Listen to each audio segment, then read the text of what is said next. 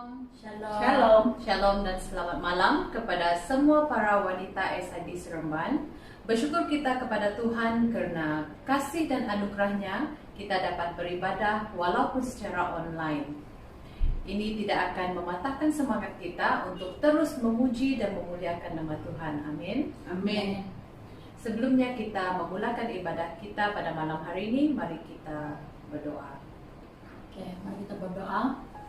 Tuhan Yesus, terima kasih Bapa di syurga atas kebaikan-Mu Tuhan, atas penyertaan-Mu Tuhan sepanjang hari ini Bapa, sehingga pada malam hari ini Tuhan, Engkau telah memberikan kami Tuhan sekali lagi Bapa kesempatan Tuhan untuk beribadah bersama dengan Engkau ya Tuhan di dalam ibadah online ya Tuhan. Walaupun kami tidak dapat bersekutu bersama di dalam gereja ya Bapa di syurga, tetapi Tuhan kami percaya Tuhan Engkau ada bersama-sama dengan kami ya Tuhan. Dan kami wanita SID Seremban ya Tuhan, kami percaya Tuhan kami ada kesatuan ya Bapa di syurga walaupun kami beribadah secara online ya Tuhan. Dan Bapa, sebelum kami mulakan ibadah kami ya Tuhan, kami mau undang Engkau ya Tuhan untuk bersama-sama dengan kami ya Bapa di syurga dari awal sampai akhir ya Tuhan. Dan Bapa di syurga, kami percaya Tuhan Yesus melalui ibadah online ya Tuhan, kami juga diberkati dan bersekutu kami dalam telepon ya Tuhan juga, kami diberkati juga Tuhan. Dalam nama Yesus Kristus kami sudah berdoa dan mengucap syukur. Amin. Amin. Mari kita semua wanita-wanita, kita menaikkan lagu ini bersama-sama, lebih daripada pemenang. Firman Tuhan jelas mengatakan bahwa apabila kita di pihaknya Allah, tidak ada satu kuasa apapun yang dapat mengalahkan kita. Itu sebabnya mengapa kita ini adalah wanita yang lebih daripada pemenang.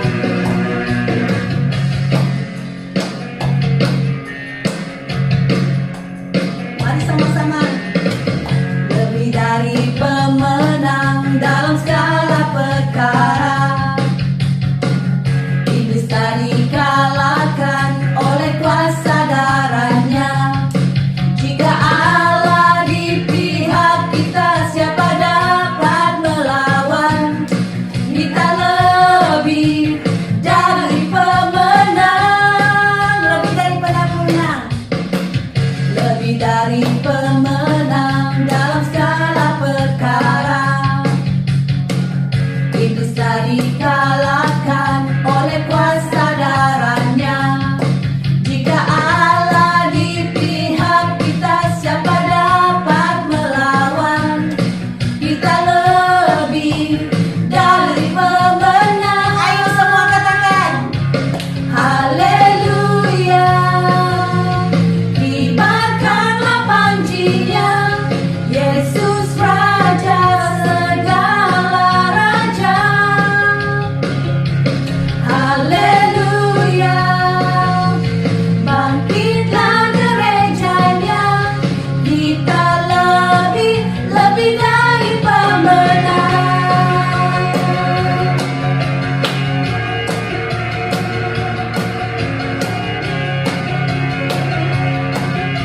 Sekali lagi katakan, kita lebih daripada pemenang. Lebih dari pemenang dalam segala perkara. Iblis telah dikalahkan oleh kuasa darahnya. Jika Allah di pihak kita, siapa dapat melawan? Kita lebih dari pemenang. Ayo sama-sama sekali lagi katakan haleluya. Kibarkanlah panji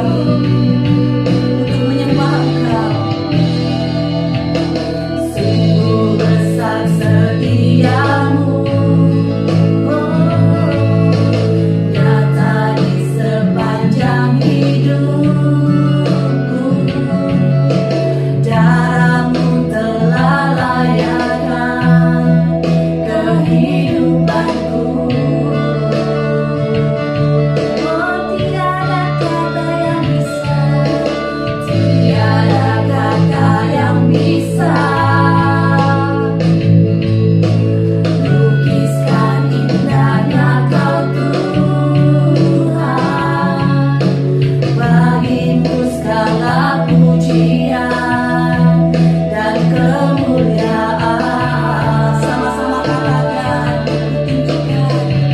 ku tinggikan Engkau Tuhan, melebihi segalanya, lebih dalam ku menyembah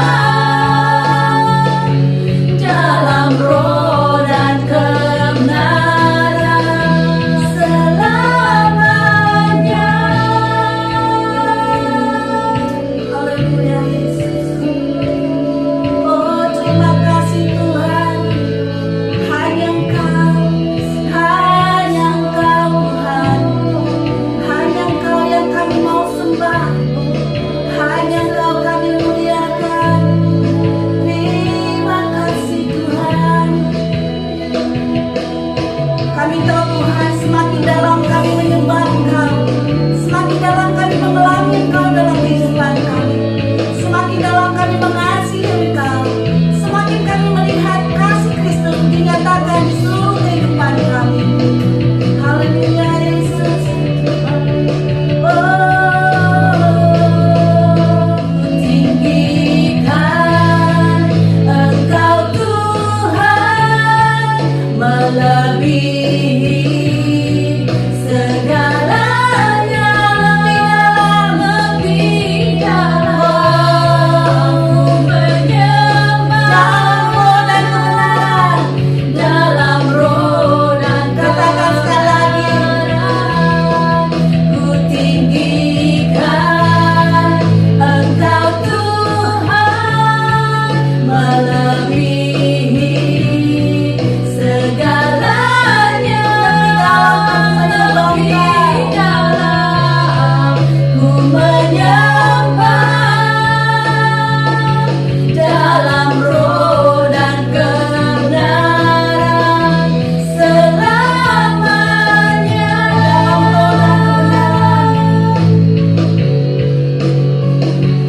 Dalam roh dan kebenaran selamanya.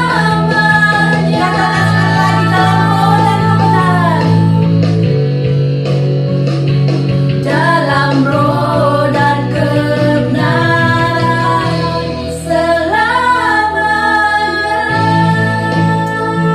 Benar Tuhan, terimalah pujian dan penyembahan kami sebagai dupa yang berbau harum di hadapan-Mu. Kami mau mendengarkan sabda firman-Mu, biar Engkau berbicara dan kami siap Tuhan. Haleluya. Terima kasih Tuhan. Dalam nama Yesus Kristus, Engkau adalah Tuhan dan Juru Selamat kami yang hidup. Mari kita semua wanita sama-sama kita katakan amin. Berikan sorak-sorai bagi Tuhan kita.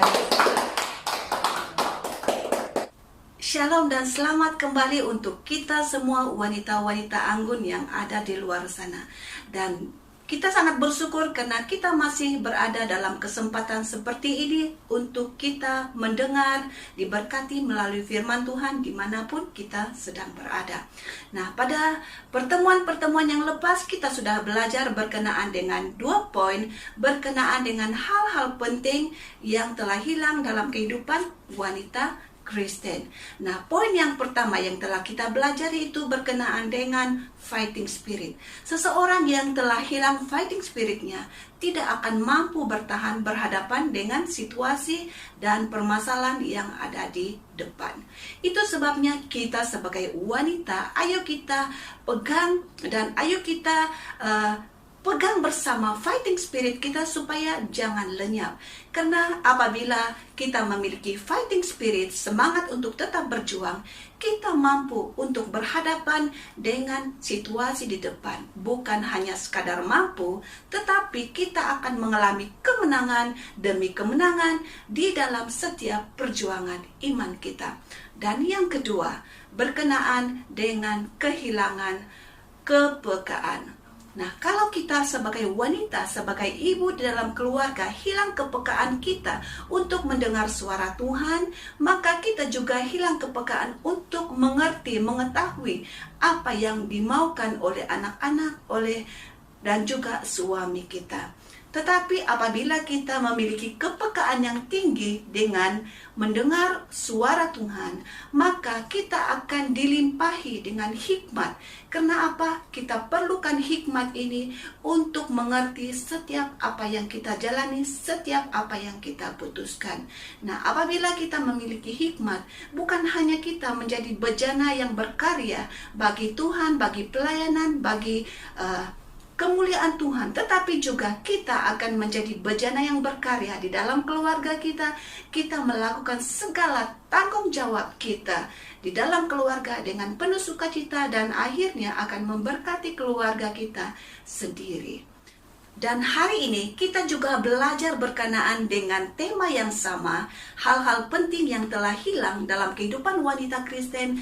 Poin yang ketiga ini adalah kehilangan apa yang dinamakan visi. Saya membaca untuk kita di dalam Amsal pasal yang ke-28 ayat 18. Ayat 18 berbunyi begini, bangsa tanpa bimbingan Allah menjadi bangsa yang penuh kekacauan. Dan versi lain pula, saya membaca dalam Amsal pasal 28 ayat 18, bila tidak ada wahyu, menjadi liarlah rakyat. Dikatakan jelas di dalam firman Tuhan, jika rakyat itu tidak memiliki bimbingan ataupun tidak memiliki visi, maka liarlah rakyat. Maka itu wanita yang saya kasihi dalam Tuhan, ayo kita punya visi di dalam keluarga, di dalam kehidupan kita. Karena apa? Jika kita tidak memiliki visi, maka kita tidak akan tahu haluan kemana arah tujuan kehidupan kita. Ayo wanita sekalian, jika engkau tidak memiliki visi di dalam keluarga, tidak memiliki visi di dalam kehidupanmu, maka engkau tidak akan tahu kemana hala tuju kehidupanmu. Saya boleh ibaratkan bahwa visi ini adalah sepertinya kompas yang akan menuntun kita, yang akan membawa kita ke tempat yang kita akan tujui. Pada satu ketika pada tahun lepas, saya masih ingat bahwa anak saya Joy datang kepada saya dan dia beritahu, Mami, saya ada kawan yang saya jumpa di Girls Talk. Saya lihat dia selalu up di status IG dia berkenaan dengan solat, berkenaan dengan ajaran-ajaran yang dia dengar. Saya katakan kepadanya, saya tidak kenal, saya tidak tahu siapa itu. Tapi dia kata, Mami pun ada follow dia. Mami ada kawan dengan dia dalam IG. So, bila dia beritahu dengan saya demikian, saya mencari account budak itu dan memang betul bahwa bila saya lihat kebanyakan posting dia di dalam IG, yaitu berkenaan dengan ajaran-ajaran yang bukan daripada ajaran gereja. Dan saya melihat bahwa kecenderungannya kepada ajaran-ajaran yang dia dengar itu memang sangat tinggi. Oleh karena saya merasa prihatin dengan situasi keadaan begini, saya mencari tahu siapa keluarga anak ini, di mana dia tinggal, dari gereja mana. Dan puji Tuhan karena saya dipertemukan melalui WhatsApp dengan ibunya, melalui teman yang sama gereja dengan keluarga ini. Dan melalui si ibu itu saya mendapat sedikit informasi berkenaan dengan latar belakang kehidupan anak ini. Keluarga ini memiliki 3 kembar, anak perempuan, dan 1 yang masih kecil. Perempuan juga bermakna bahwa mereka ada 4 adik-beradik. Jadi yang ketiga orang adik-beradik ini mereka bersekolah di asrama penuh dan mereka akan tinggal di asrama itu. Cuma saya dengar daripada ibunya bahwa mereka akan balik ke rumah 2 kali sebulan. Itu pun pada hujung minggu. Nah, dijadikan cerita bahwa ibu ini berkata kepada saya, mungkin karena anaknya sudah terbiasa mendengar dari surau, khotbah-khotbah demikian, dan juga dia katakan bahwa karena lingkungan anak-anak ini adalah semuanya, kebanyakannya adalah non-Kristen. Jadi mungkin mereka terpengaruh dengan apa yang mereka dengar. Nah, saya memperkenalkan diri sebagai kawan kepada anaknya karena saya tidak mau nanti ibunya berpikir bahwa saya main serbu untuk melihat, mencari sebab mengapa. Nah, Dan bila kami ada chatting, bincang sedikit perihal hal-hal berkenaan dengan convert dan sebagainya, dan si ibu ini berkata bahwa dia pernah menasihati kedua anaknya ini, kedua kembar ini, untuk menjauhi ataupun untuk tidak terlalu terikut-ikut dengan situasi keadaan. Namun demikian, saya memahami bahwa bila seorang anak itu keluar daripada rumah dan bergaul, dan kebanyakan yang mempengaruhi kehidupan adalah pergaulannya. Nah, saya mendorong ibu ini supaya tetap berdoa untuk anaknya tetap bersemangat walaupun dia ibu tunggal, karena suaminya sudah meninggal beberapa tahun yang lepas karena sakit. Tinggal si ibu ini yang menjaga keluarga ini dan menampung kehidupan mereka sekeluarga. Nah, saya mendorong si ibu ini supaya tetap kuat, tetap mengasihi Tuhan, dan jangan lupa dalam persekutuan, masuk dalam persekutuan orang-orang yang percaya. Karena dari situlah, selain daripada doa, selain daripada firman Tuhan, kita akan mendapat dorongan-dorongan.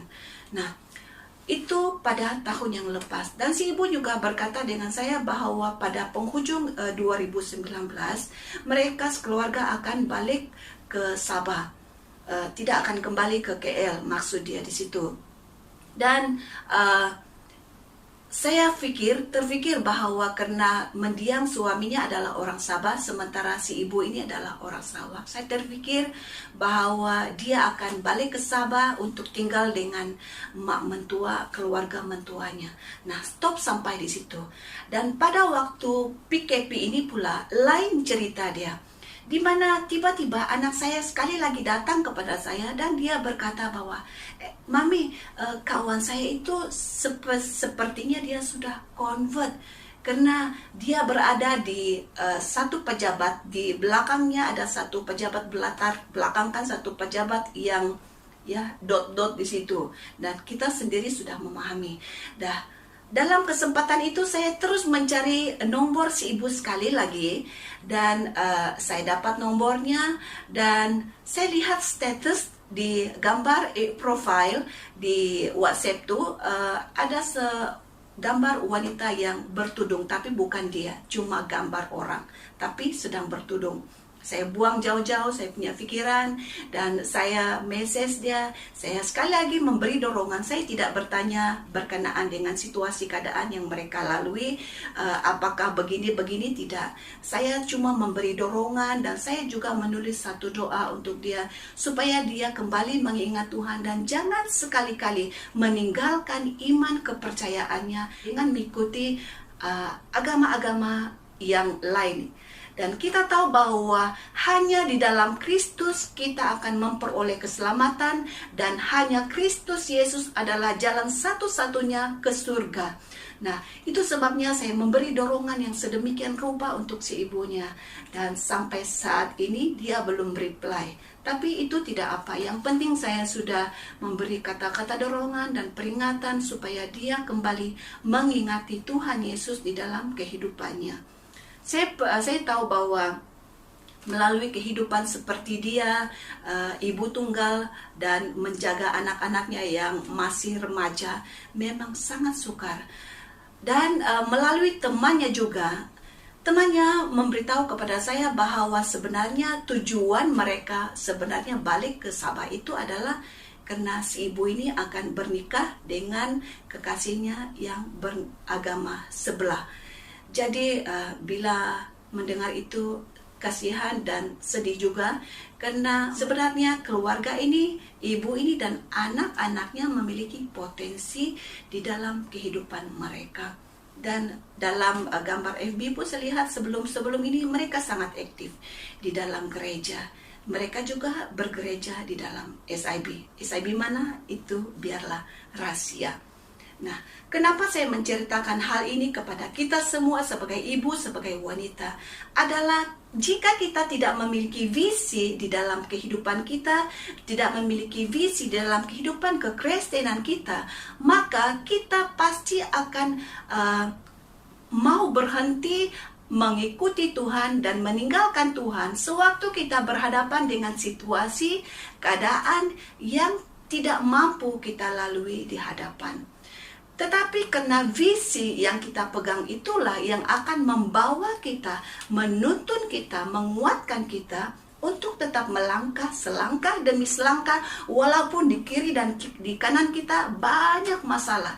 Namun tujuan kita, perhatian kita kepada visi itu, dan visi itulah yang akan membawa kita sampai ke tujuan, sampai di akhir kehidupan kita. Nah, seseorang anak yang memiliki visi, contoh dia mau SKOE di dalam subjek pelajaran yang dia ikuti. Oleh karena anak ini memiliki visi untuk SKOE di dalam pelajarannya, maka dia tidak akan mensia-siakan waktu, baik itu di dalam kelas, di luar kelas, di rumah, di pergaulannya, dan sebagainya. Walaupun dia memiliki kecenderungan seperti anak-anak yang lain untuk bermain game dan sebagainya, tapi dia tahu limit bila harus berhenti untuk bermain games, dan selebihnya dia guna pakai waktu yang ada untuk menelaah pelajaran. Bahkan dia tidak mensia-siakan teknologi yang ada pada zaman sekarang ini. Dia mencari di Google bagaimana dan apa pelajaran-pelajaran yang harus dia ikuti dan sebagainya. Dan akhirnya waktu result sampai, pasti ada E di situ. Karena apa? Dia sudah ada visi. Dengan visinya itu dia memampukan dirinya untuk bergerak ke depan, untuk mencari apa yang perlu untuk mencapai visi itu. Wanita yang saya kasihi di dalam Tuhan, apabila kita memiliki visi di dalam keluarga, maka kita tidak akan terintimidasi dengan hal-hal yang di sekitar kita. Sewaktu suami kita tidak berlaku baik terhadap kita, sewaktu anak-anak tidak menghormati kita, sewaktu kita dalam permasalahan persoalan yang dilalui oleh kita, kita tidak akan meninggalkan Tuhan. Kita tidak akan mencari jalan untuk keluar daripada permasalahan di luar kehendak Tuhan. Saya juga memiliki seorang teman. Saya lihat bahwa teman saya ini adalah seorang yang sangat kuat, sangat tabah berhadapan dengan masalah yang dia alami. Sahabat saya ini memiliki 3 orang anak.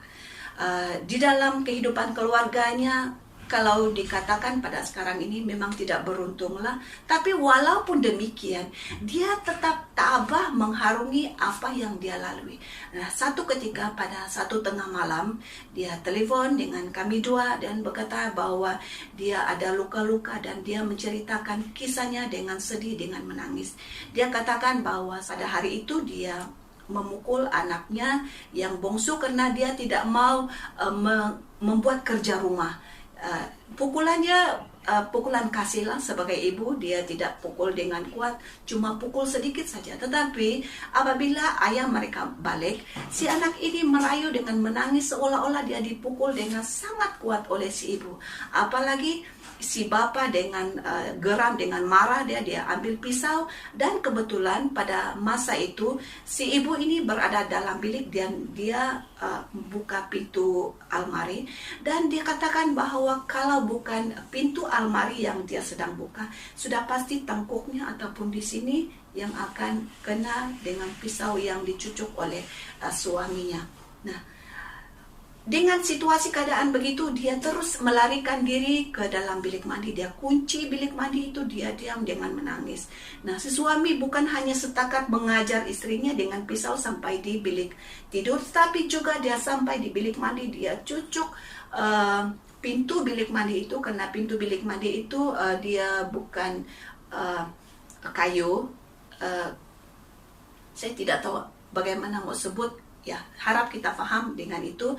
Dan jadi dia cucuk pintu bilik mandi itu sehingga berlubang-lubang. Nah, tidak lama kemudian senyap, dan bila senyap si ibu ini keluar dan dia melihat suaminya sudah tidak ada di dalam rumah, dia sudah keluar bersama dengan kawan-kawan. Nah, begitulah selalu perkara terjadi di dalam kehidupan keluarga ini. Bila terjadi sebegini, bukan hanya kadangkala penampar, tumbukan, bahkan si ibu ini pernah dipijak oleh suami, yang kepalanya dipijak dan kepalanya dihantukkan ke dinding, dan pelbagai hal yang dilakukan oleh suaminya untuk melepaskan geram. Namun demikian, si ibu ini tetap tabah di dalam keluarga. Dia tidak pernah terfikir untuk meninggalkan keluarganya. Dia tidak pernah terfikir untuk minta cerai daripada suaminya. Walaupun dia sangat menderita, diperlakukan sedemikian rupa. Dan kadangkala juga dia katakan bahwa anaknya tidak menghormati dia dan memperlakukan dia seperti bukan sebagai seorang ibu. Nah, kita paham bahwa apabila kita berhadapan dengan situasi keadaan yang sebegini, sudah pasti perasaan kita sangat hibah, sangat sedih. Dan bukan kita mencari hormat sebenarnya, tetapi sekurang-kurangnya ahli keluarga yang kita jaga itu menghormati status kita sebagai ibu yang mengerjakan tanggung jawab kita dengan penuh teliti, dengan penuh tanggung jawab. Nah, sampai di situ saja yang saya boleh ceritakan, karena saya juga meminta izin daripada ibu ini untuk membawa testimoni dia di dalam khotbah saya pada hari ini juga. Nah, wanita yang saya kasih di dalam Tuhan, kita tahu bahwa pelbagai situasi keadaan di luar. Namun jika kita memiliki visi di dalam keluarga kita, kita tidak akan mudah, sekali lagi saya katakan, kita tidak akan mudah terintimidasi dengan hal-hal yang terjadi di sekitar kita. Walaupun kita mungkin diperlakukan sama seperti si ibu yang saya ceritakan tadi, tetapi kita sama sekali tidak akan meninggalkan keluarga kita, karena kita tahu bahwa seperti visi Yesus, visi Tuhan, visi Allah untuk kehidupan keluarga adalah apa yang dipersatukan oleh Allah tidak boleh dipisahkan oleh tangan manusia. Nah, wanita-wanita yang saya kasih dalam Tuhan, jika engkau belum memiliki visi di dalam kehidupan kekristenanmu, jika engkau tidak memiliki visi di dalam keluargamu, ayo bentuk kembali visi itu di dalam hatimu. Kita lihat bahwa Yesus Kristus sendiri, dia memiliki satu visi yang sangat penting. Mengapa dia turun ke dunia ini? Dia turun ke dunia ini dengan satu visi bahwa dia mau menyelamatkan seluruh manusia tanpa ada satupun yang dibinasakan. Dengan visi inilah Yesus berhasil menyelesaikan tanggung jawabnya dan tugas pelayanannya yang telah diberikan oleh Bapa di surga, sehingga sewaktu dia tergantung di atas kayu salib terakhir sebelum dia menghembuskan nafasnya yang terakhir, dia berkata tetelestai, yang membawa maksud sudah selesai. Wanita sekalian yang saya kasih di dalam Tuhan. Nah, sewaktu kita memiliki visi di dalam keluarga kita, kita akan tetap maju untuk mengharungi setiap permasalahan di dalam keluarga. Kita akan tetap mengharungi setiap situasi rintangan-rintangan yang selalu ada di sekitar kita. Baik itu di dalam pekerjaan kita, di dalam segala apa yang kita lakukan, kita tetap melangkah dengan kekuatan untuk menyelesaikan visi yang telah Tuhan amanahkan untuk kita lakukan, sehingga akhirnya Tuhan Yesus kembali ke dunia ini. Wanita sekalian, apa visimu di dalam kehidupan? Apa visimu di dalam keluarga? Kalau engkau contoh bagi mereka yang belum bernikah, wanita-wanita yang di luar sana yang masih belum bernikah, bila umur sudah meningkat naik, sudah pasti kita mau memiliki keluarga dan memiliki anak-anak untuk menjaga kita apabila kita lanjut usia nanti. Nah, kalau sekiranya kita tidak memiliki visi di dalam kehidupan, asalkan saya menikah pada waktu-waktu ini tidak apa. Nah, apabila engkau tidak memiliki visi di dalam keluargamu, apabila keluarga yang nanti engkau bina itu tidak harmoni, ada kekecohan, maka tidak heran engkau akan melarikan diri, engkau bosan untuk berhadapan dengan semua hal-hal yang ada dalam keluarga. Karena engkau tidak memiliki visi di dalam keluarga. Tetapi jika engkau memiliki visi dalam keluargamu, walaupun keluargamu saat ini tidak mengalami kedamaian, tidak harmoni, tetapi kita perlu tahu bahwa tujuan Tuhan Yesus untuk mempertemukan di dalam kita, di dalam keluarga, melalui dua individu yang berbeza, karakter yang berbeza, bentuk untuk menjadi keluarga yang harmoni. Itu adalah tujuan mengapa Yesus mendirikan keluarga daripada dua individu yang berbeza karakternya. Seperti saya dan suami juga memiliki karakter yang sangat berbeza. Nah, itu sebabnya ayo kita sama-sama berdiri. Ayo kita sama-sama menjalani kehidupan keluarga kita. Walau apapun yang kita dihadapi di dalam situasi-situasi yang kita alami di dalam keluarga, itu tidak akan mengintimidasikan kita. Kita tetap melangkah selangkah demi selangkah untuk mengerjakan, untuk menyelesaikan tanggung jawab yang telah Tuhan bertanggungjawabkan kepada kita. Sepertinya keluarga kita adalah tanggung jawab kita, bukan hanya untuk menghidupinya, untuk memberi makan, sekadar untuk memberi makan, tetapi juga untuk kita didik, mengasihi, percaya kepada Tuhan, sehingga sama-sama kita akan meninggal dan masuk ke dalam kerajaan surga. Ini adalah satu poin di mana kita harus sama-sama bergerak untuk mencapai satu visi di dalam Kristus, di mana kita mau hidup bersama dengan Dia, memberita bersama dengan Dia di surga yang kekal abadi dan tidak akan musnah. Wanita-wanita yang saya kasihi di dalam Tuhan, ayo kita pegang visimu. Mari kita melangkah, tetap melangkah dengan kekuatan yang datang daripada Allah sendiri. Kalau mengikut kemampuan, kekuatan kita sebagai individu, sebagai manusia, kita tidak akan mampu berhadapan dengan semua yang terjadi. Namun kita percaya dengan Tuhan, bersama dengan Tuhan, maka kita akan memiliki kekuatan yang baru, setiap hari diperbaharui, sehingga kita akan tetap melangkah dengan penuh sukacita, dengan penuh damai, dan melakukan tanggung jawab kita sehari-hari, tidak pernah bosan-bosan, karena kita tahu bahwa itu adalah tanggung jawab kita sebagai ibu dalam keluarga, sebagai wanita di dalam keluarga. Wanita anggun, wanita yang saya kasih dalam Tuhan. Jika kita memiliki visi yang jelas di dalam kehidupan kita, di dalam keluarga kita, di dalam pekerjaan, dalam gereja, bahkan di dalam pelayanan kita, maka visi inilah yang akan membawa kita supaya komit sehingga menyelesaikan setiap pelayanan, setiap pekerjaan, setiap tanggung jawab yang telah dipertanggungjawabkan untuk kita. Nah, sebagai ibu, contohnya sampai seperti memasak, seperti mengemas, dan hal-hal yang lain. Namun walaupun pekerjaan ini adalah pekerjaan rutin yang kita buat, kita tidak merasa bosan untuk melakukannya, karena kita tahu bahwa itu adalah tanggung jawab kita sebagai ibu dan juga sebagai wanita di dalam keluarga. Dan kita akan melakukan tanggung jawab ini selagi kita hidup. Ayo wanita-wanita sekalian yang ada di luar, jika engkau belum memiliki visi di dalam kehidupanmu, ataupun engkau punya visi tetapi masih samar-samar, engkau belum lagi terlambat. Mari bentuk kembali visimu, karena visi inilah yang akan mengarahkan kita, yang akan membawa kita untuk tetap melangkah di dalam perjuangan iman kita, dalam perjuangan dalam keluarga kita, berhadapan dengan apapun situasi-situasi yang ada di luar. Dengan adanya visi, sewaktu kita berada dalam satu krisis yang besar, iman kita tidak mudah tergoyahkan, tetapi kita memandang bahwa itu merupakan justru yang memperkokohkan, yang akan menguatkan kita di dalam kita berhadapan dengan situasi keadaan kehidupan di luar.